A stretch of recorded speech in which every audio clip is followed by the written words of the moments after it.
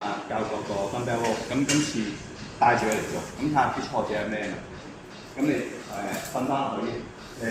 面向嗰凳，面向嗰凳，面向嗰凳，面向凳咁落去，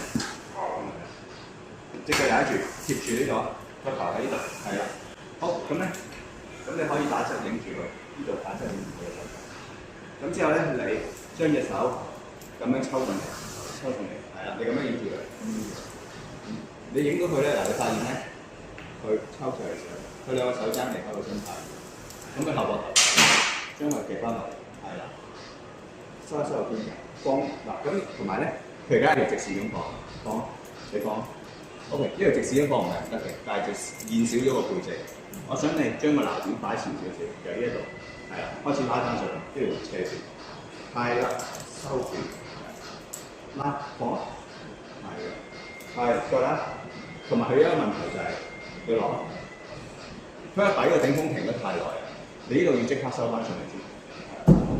係啦，再做一次，再嚟呢一度，咁佢哋望下呢度咯，過嚟，